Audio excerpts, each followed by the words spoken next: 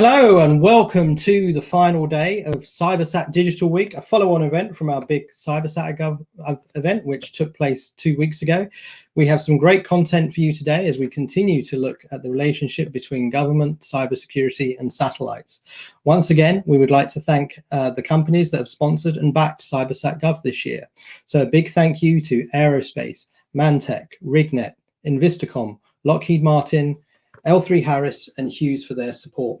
Today, our final panel, titled How the US Government Space Strategy Could Evolve, contains great speakers from Viasat, Iridium and Hughes, three of the biggest names in the satellite community. But before we start the panel, we have a short message from our sponsors.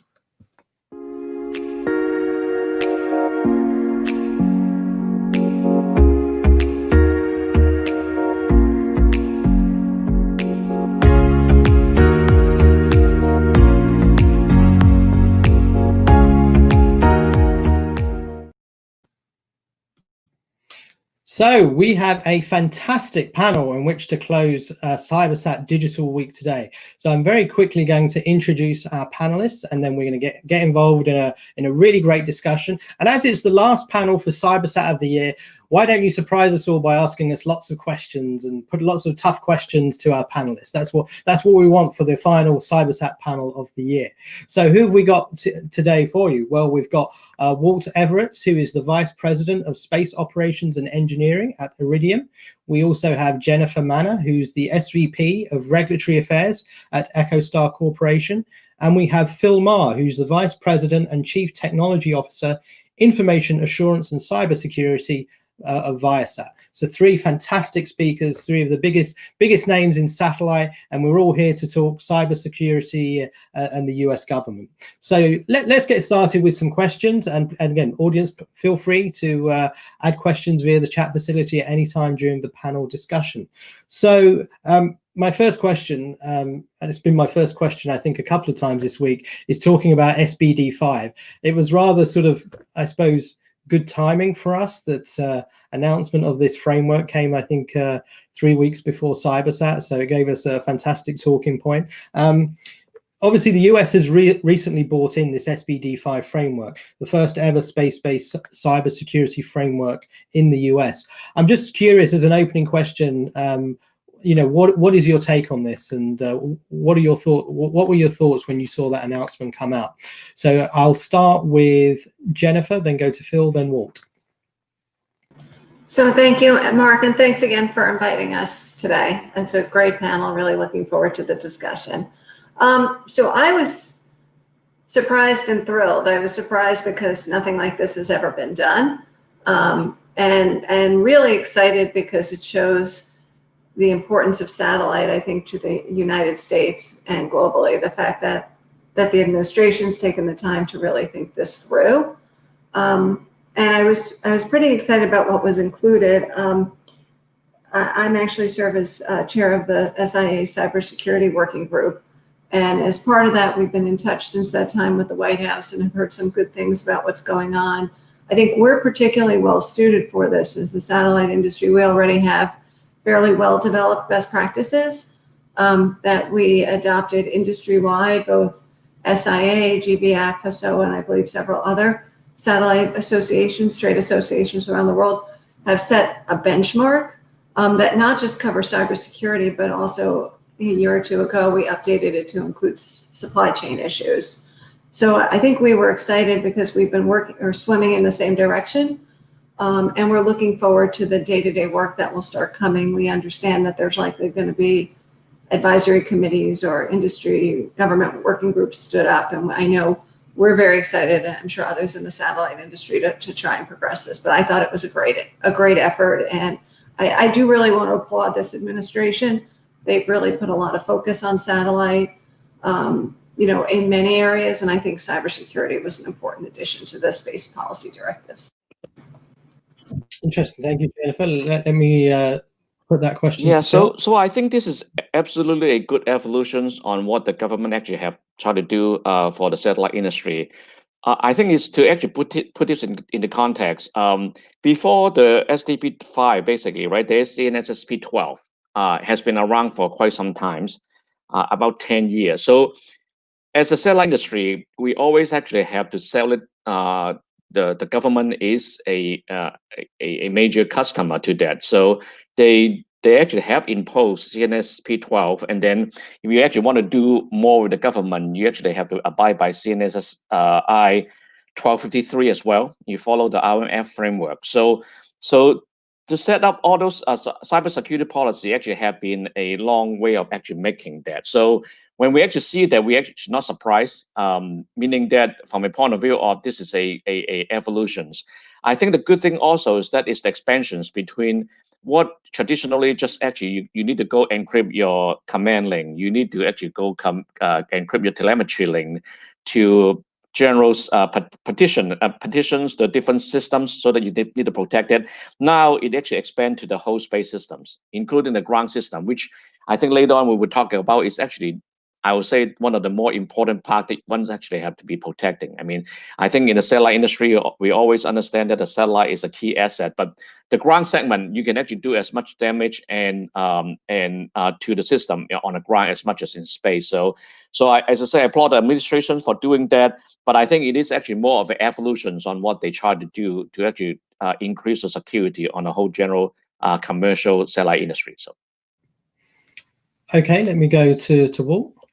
Oh, thank you, and thank you for the opportunity to speak. I think it's a exciting time in the space industry, and exciting time in the cyber realm.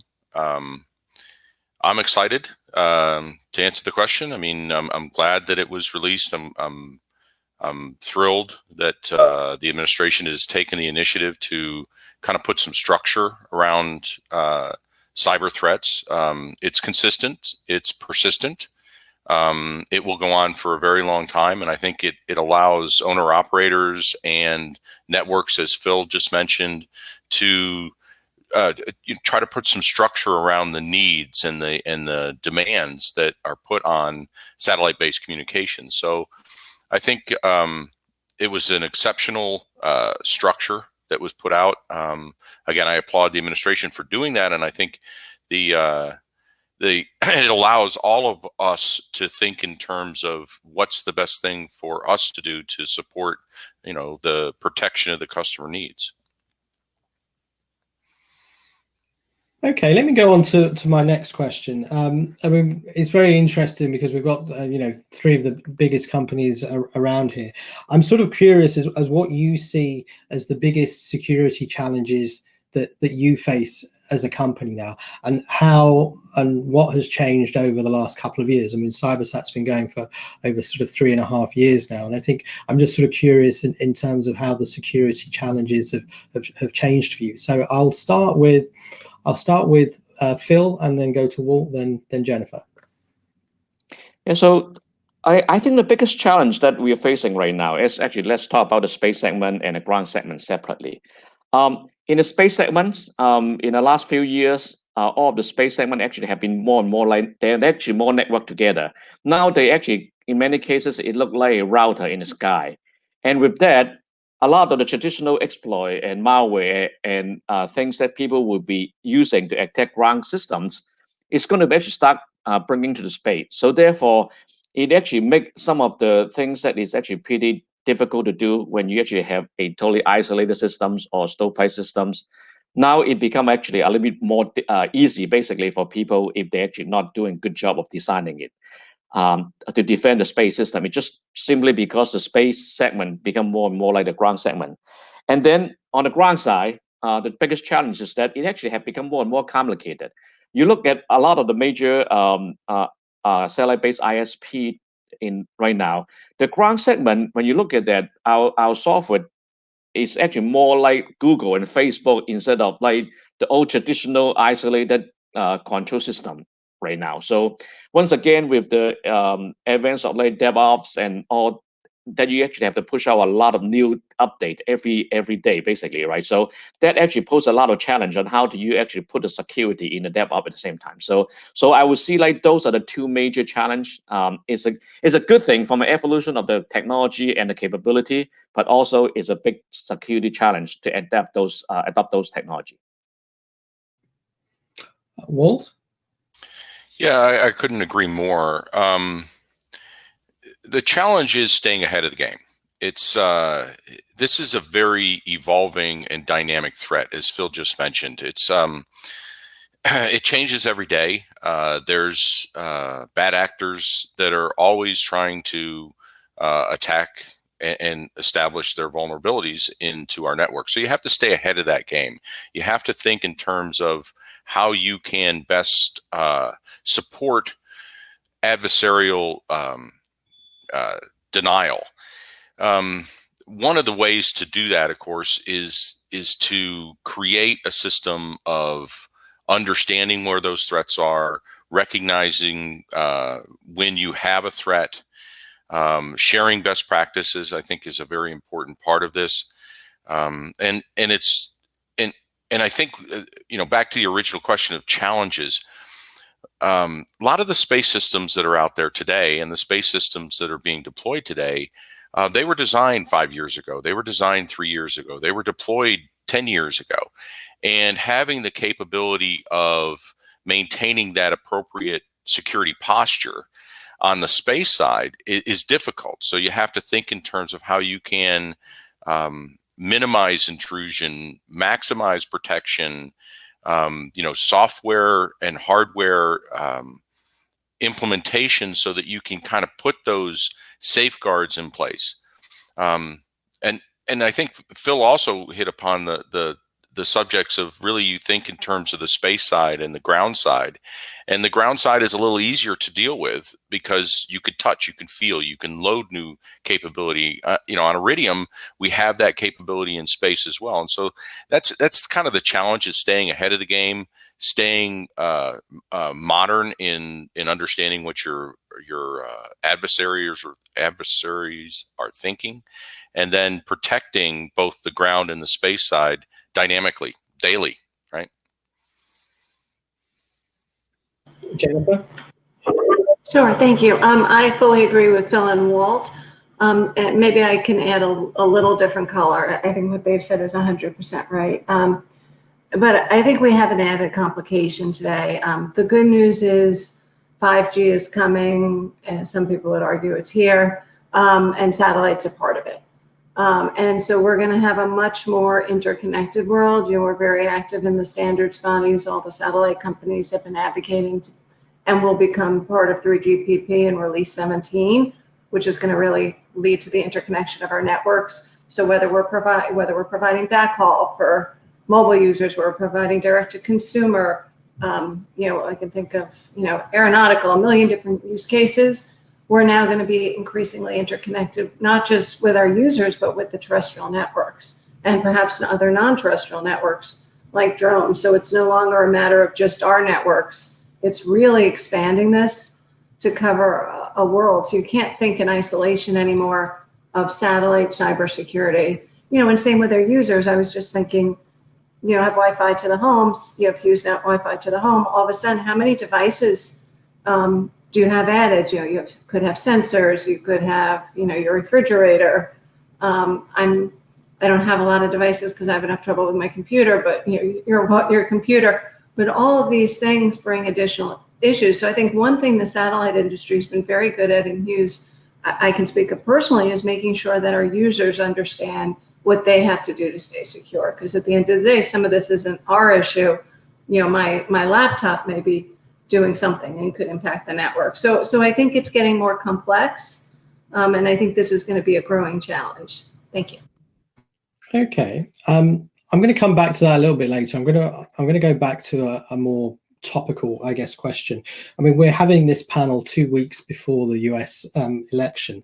Do you think when it comes to space and initiatives like the Space Force, there is a lot of coordination and cross-party agreement of what happens next in space?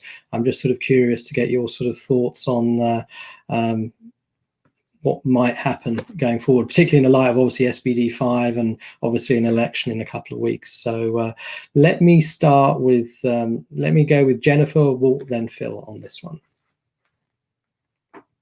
So thank you. So I've been giving a lot of thought to this, and I did a little snooping around the web. I think the Space Force something I'm less familiar with, but it seems like there's general agreement that there needs to be some sort of Space Force that was funding supported and so forth. So I think at the highest level, I don't think any administration is going to come in and say we shouldn't have cybersecurity for space. We shouldn't have these things. So I think at the highest level, there's agreements. I think where things are going to, is, and there's space is sexy, right? So, I mean, you watch what's going on in NASA, which I think has been, I think Jim Bridenstine's done a fantastic job at reinvigorating NASA. So I'm hoping it continues, whether Mr. Trump's in office or Mr. Biden, because I think space is important. And I really do think over the past 4, 5, 6 years, we've really become more of a focus of a number of countries. I mean, you have statements coming from the administration, you have statements coming from the EU Commission, and other important government bodies saying that space is part of 5G. Space is part of the future, and you have exciting systems besides for our 3 systems, which are really exciting. We also have other systems, whether it's Elon Musk's SpaceX, OneWeb's NGSO system, Amazon's Cupier's, planets, millions and millions of systems. So I think the excitement's there. I think where is it going to be in terms of funding and whether there'll be the continued focus, of things like, will the Office of Space continue? I think hasn't been laid out yet. I just think there haven't been enough getting into the weeds. If Mr. wins, I think if Mr. Trump wins, we'll continue to see a fairly large focus on this. So thank you. Let me go to Walt on this one. Yeah, space is sexy, and I do think it's administration ambivalent.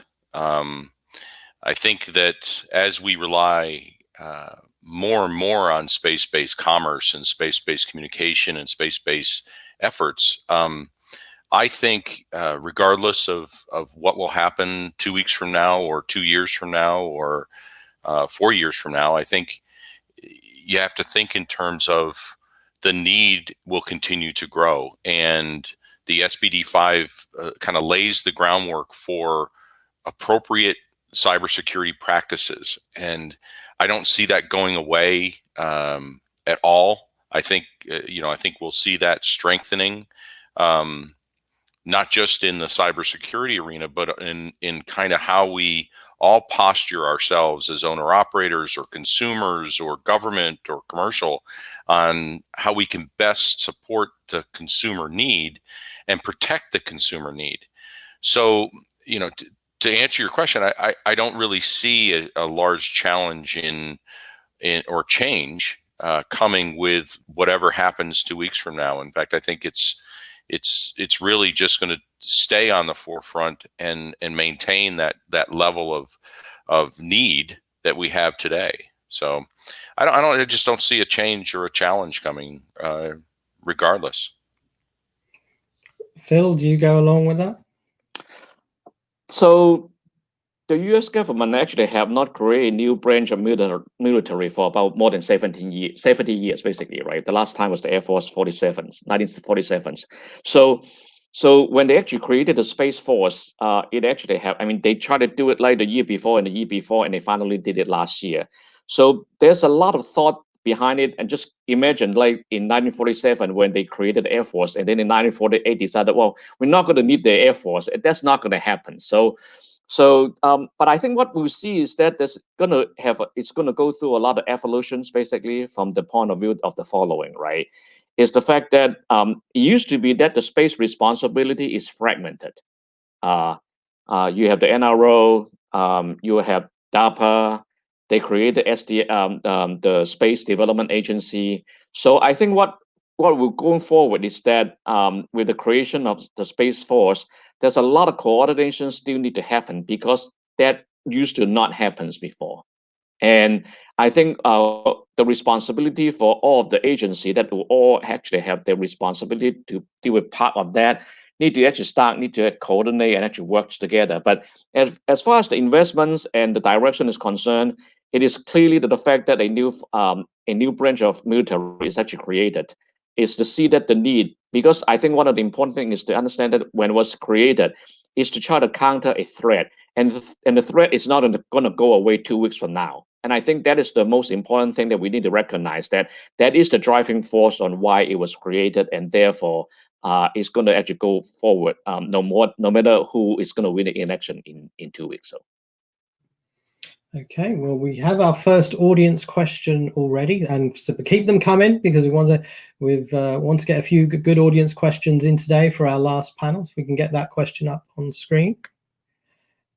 No surprise who's asking the question. It's Jim Volt from DLR, who's definitely going to win the award for most asked questions this week. So thanks again, Jim, for taking part and giving questions to all the panelists. So the question is, given we're all in it together, should the government do more to share best practices with less experienced actors? And if not the government, then who? So let me start. Let me go with Walt. Let me go with Walt, then Phil, then Jennifer on this one. It's an excellent question. Should the government do more? That's a double-edged sword. I think sharing best practices is clearly the right thing to do. I think it's in all our best interests, government, commercial, civil, to share best practices, to share where vulnerabilities have been taken advantage of. The difficult part is once you start releasing that information, then you're actually identifying that as a vulnerability that can be exploited. So I think there is a way to share best practices on, kind of the overall structure of how you protect yourself with cyber intrusion, with detection, with the persistent threats, with encryption of links, and all of the right best practices. I do think it helps if we all share best practices, whether that's the government, the commercial, the civil. But we have to also protect that information. So it's a very difficult question to answer.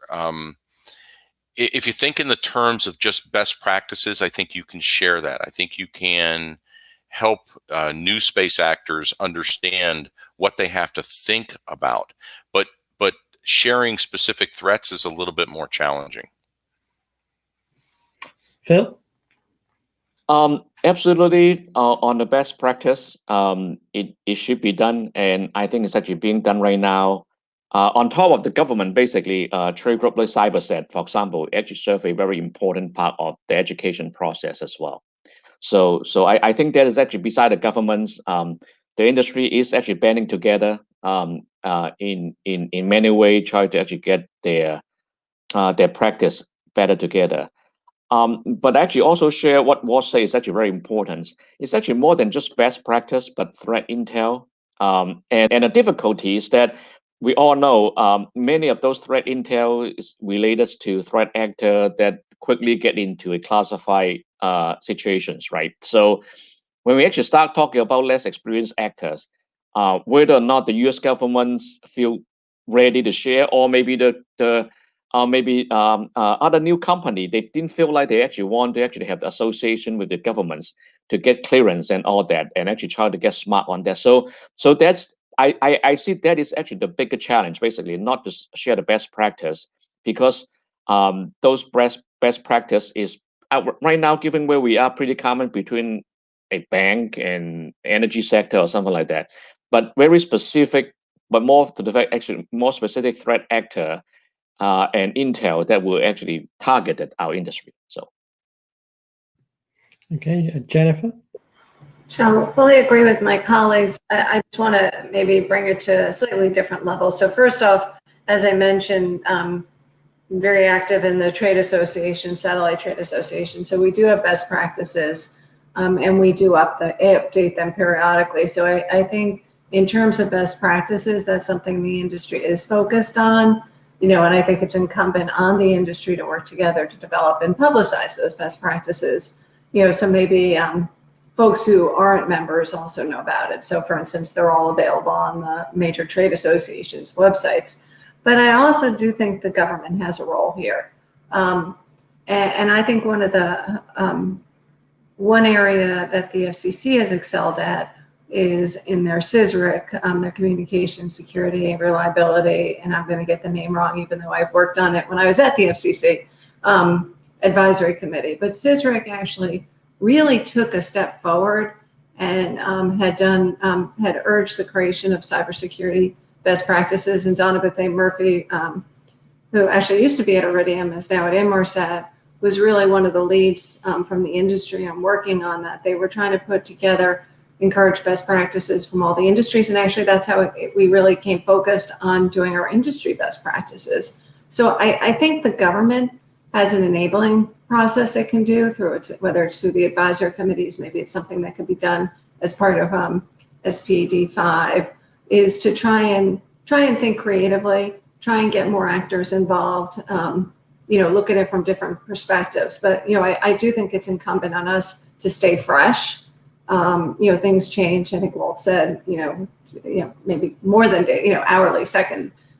So how do you make sure that those best practices are, and that's one of the things we do, at least at SIA, is we sit down every so often and say, is there anything we need to update? And that's what happened, for instance, with supply chain, when we started to get concerned that our best practices didn't cover that area. It was a pretty significant area, and we took the time to do that. So thank you. Okay, let's stick on the topic of supply chain. I mean, it's come up a lot in conversations, particularly with our advisory board, and I think other sessions at CyberSat, not just this week, but at Gov 2 weeks ago, and the Digital Week we had a few months ago. What implications does this have for you for US space companies, and do you perceive that there are weaknesses in the supply chain right now because of the environment that we're sort of currently all operating and living in? I'm going to start with Phil for this one, then go to Jennifer, then Walt. It really depends on, as I say, the space segments, the ground segment terminals, right? In the case of the space segments, for the longest times, the space industry actually have a little bit advantage. They were being viewed as actually valuable asset to them. As far as like how the part is actually being procured and eventually how you qualify, you can actually find out quite a bit of things, right? Because I think one of the problems with supply chain is the fact that, hey, do you at the part that actually have something that nefarious being put in there, or they are actually sneaking something that's actually suboptimal one that is not up to spec. So the space industry for the longest times in the space segment is actually doing really well on that. Well, that is changing a little bit, right? Because it used to be that when you try to actually build a satellite, it costs like hundreds of millions of dollars. Now, a lot of the LEO satellite, they actually need to build it in the range of like in the millions. So one of the questions would be, do we actually have the same kind of procedures that what we used to basically they established that? All of the testing and qualification criteria. Think about whether or not, well, it used to be that if you actually have one fall off sky, it costs you like $300 million. Right now, it will say, okay, that's just part of doing business, basically. It's $5 million, so we don't need to. So I think the weakness in the supply chain and the space side actually comes from the fact that they are actually more expendable than they used to be. And then we talk about the terminal and ground side. Those are the same thing that every industry is facing right now. It's no difference whether or not you're a telecoms, you are actually you're a financial industry, you are a utility industry. It's no difference basically. So I think those are the kind of things that everybody just actually need to follow the best practice. I think the big change is in the space segment, and it is actually driven from the fact that the space segment, because of the way that how business is actually being done, is changing rapidly from a really valuable assets to not expendable to something like, okay, all right, we're gonna shoot something up every 2 years or sometime every day right now. So let me go to Jennifer next. Thanks. So once again, maybe take this a little bit differently. I think Phil answered the question very well, but I think there's a real benefit to satellite when you do have supply chain threats, and assuming you're comfortable with the space segment, as Phil said, and so forth, is that we don't have to interconnect into the public network of every country. And I think that's a real benefit for traffic that we need to have, government traffic that needs to be secure and so forth, and the US and other countries have done a very good job, I think, in recent treaty negotiations to try and stop things like having to have data localization, having to have, any direct access. There's certain countries that always drives me crazy. Turkey, for instance, if you're going to get landing rights now, you need to have a gateway in country. But a number of countries you don't. And I think that's one thing that satellite brings as added protection with regard to the supply chain, because one of the worst things you can do on any cybersecurity, of course, is interconnect to a public network that's not secure. So it's not really answering your question, Mark, but I wanted to bring it up because I do think it's something that makes satellite special, especially when you're talking about secure government traffic. Thank you. Very interesting comment. Wolf? Supply chain. So, we've had over the course of the last 5-10 years now an increased awareness on supply chain and the vulnerabilities introduced there. As Phil mentioned, I think you really want to look at it from the ground and the space side, and from a space perspective, we have to be very vigilant in making sure that your space asset is protected.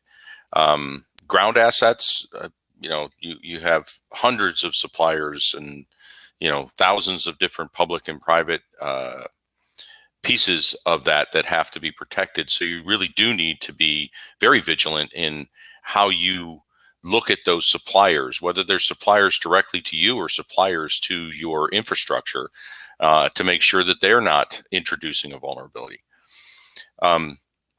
I think Jennifer hit upon a very interesting point in that you really do need to now rely upon public access and public capabilities. Iridium is very different. There's a dedicated gateway, so we don't have to, on the military side, on the DoD side, we don't have to touch that kind of public infrastructure.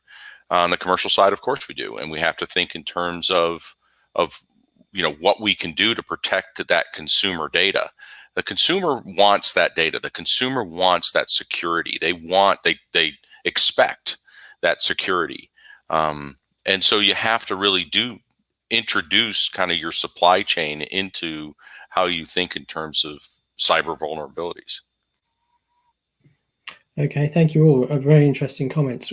We do have a few minutes left, so this is the final panel, CyberSat panel for the year. So I'm going to ask for some more questions from the audience. We've got 3 terrific panelists here, so let's give them some tough questions to end CyberSat with. That's what we want.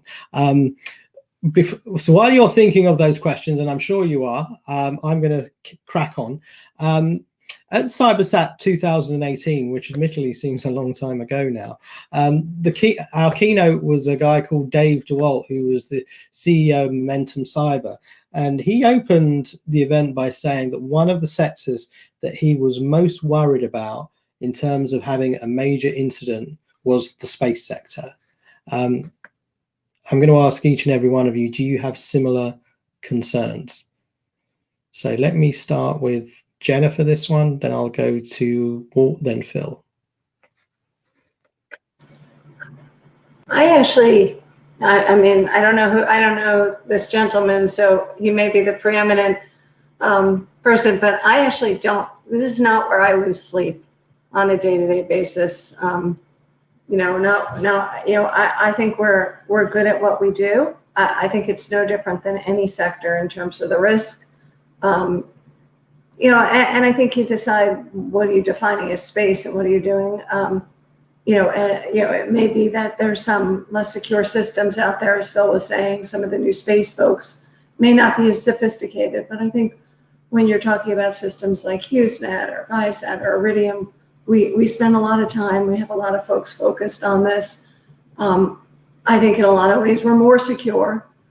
We don't necessarily use the same vendors that we've been seeing problems with, aren't at least as fully fleshed out in our networks. So I don't, and maybe in another year, Mark will be on a panel and you'll play this tape and you'll say, she said that.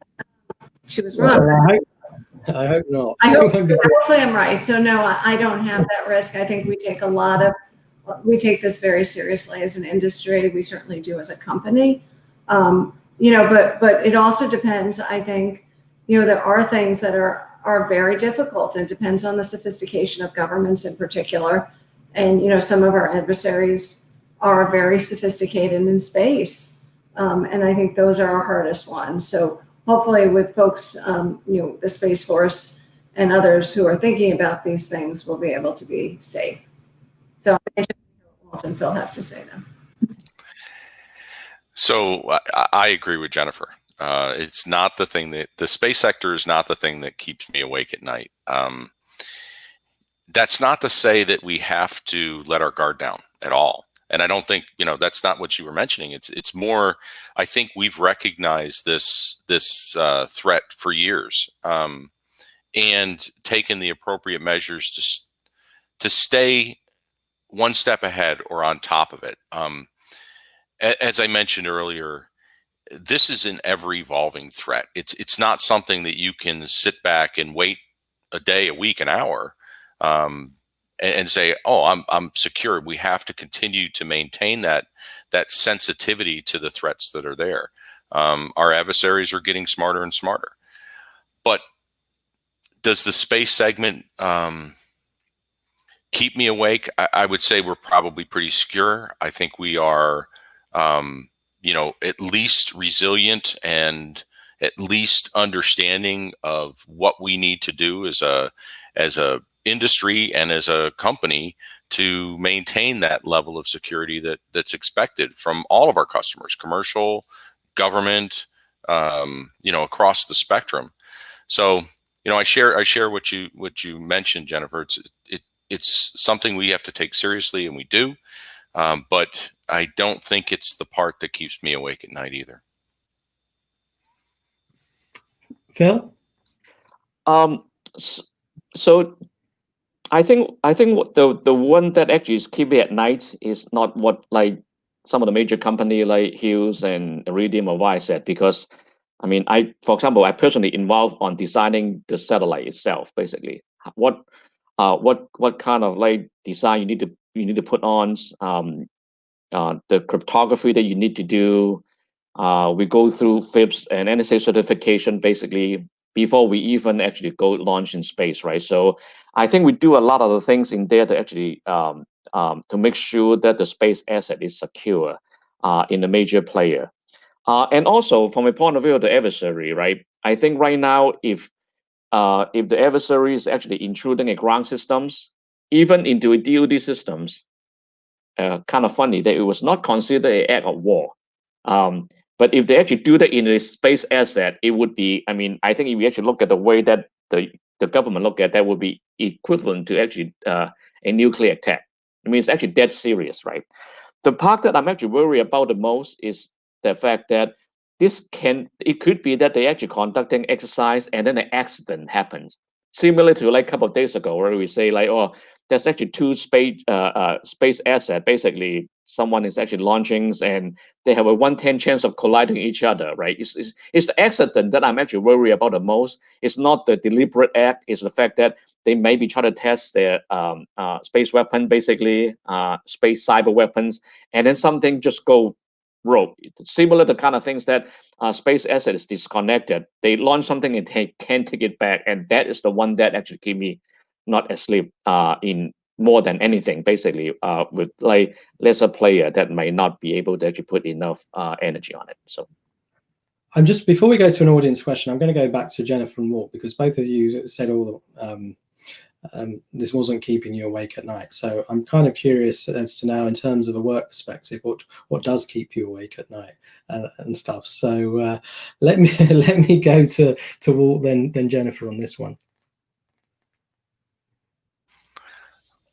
The short answer is everything keeps me awake at night. As the owner operator of a very large constellation, there's no shortage of things that can keep us all concerned. I didn't want to give you the impression that it's not something that keeps me awake. It's more part and parcel of our DNA and how you protect yourself,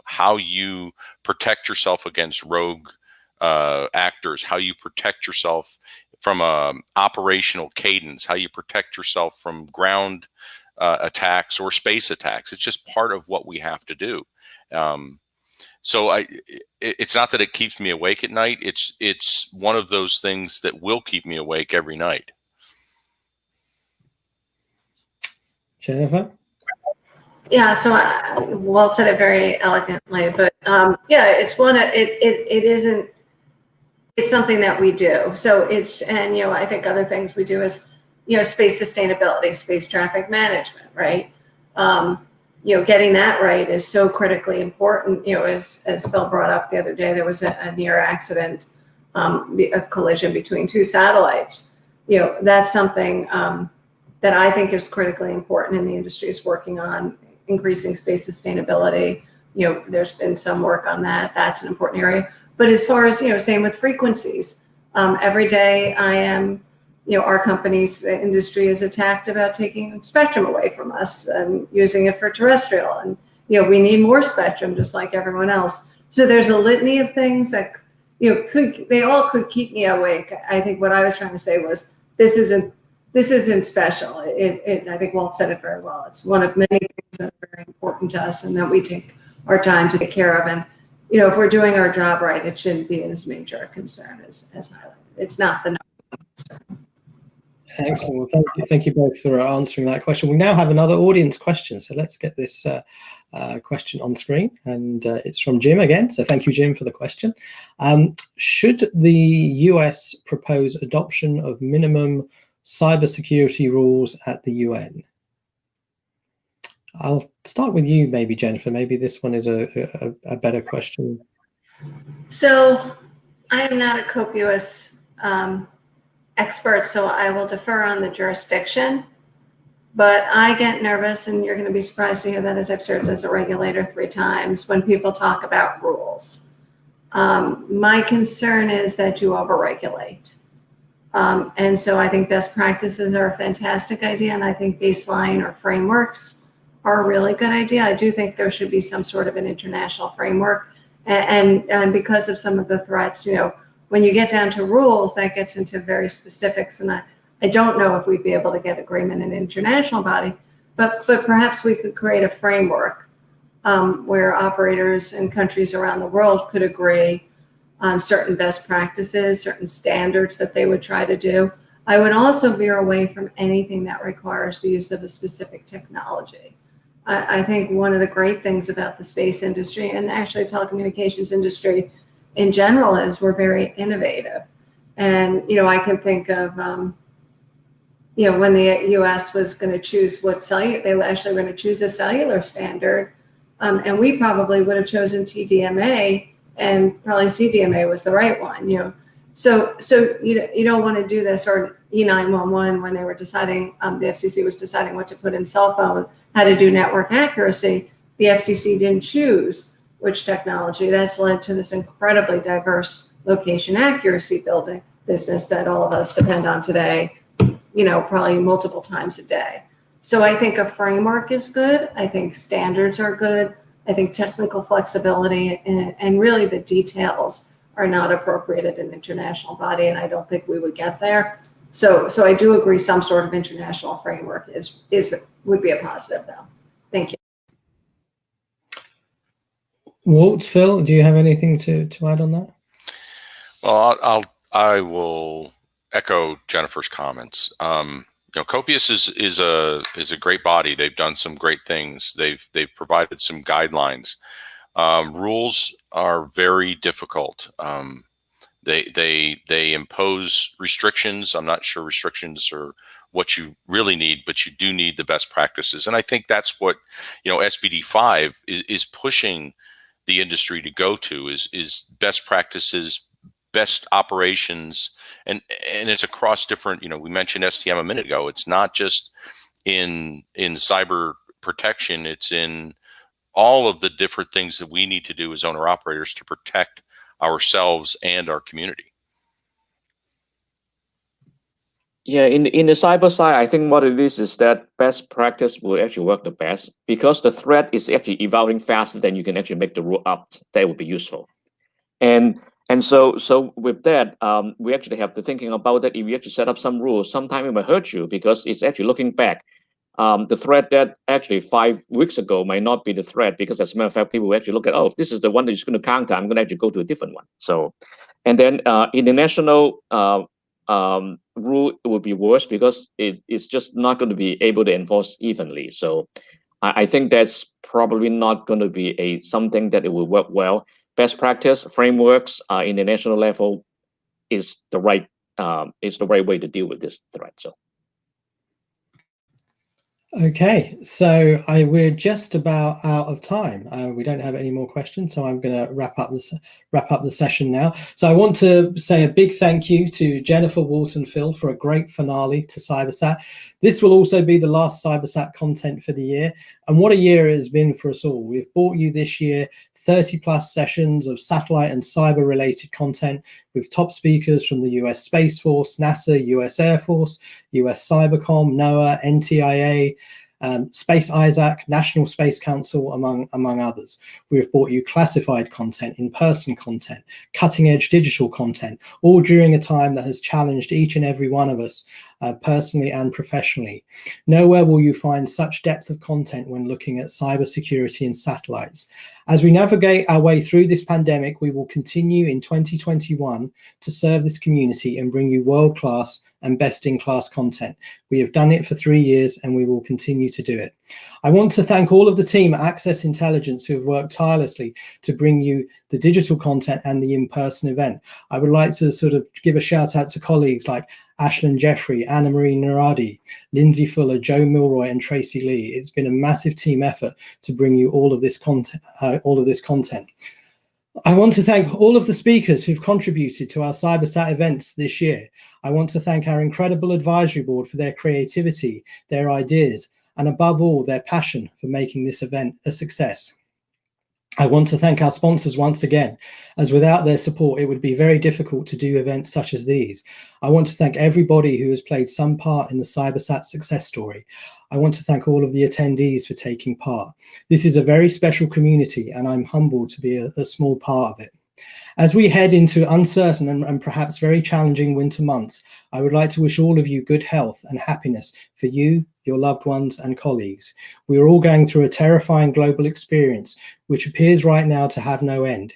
It also makes me realize the importance of human connection, both professionally and personally. I have missed seeing my friends in the CyberSat community this year, and it is my hope and wish that I will see you again next year.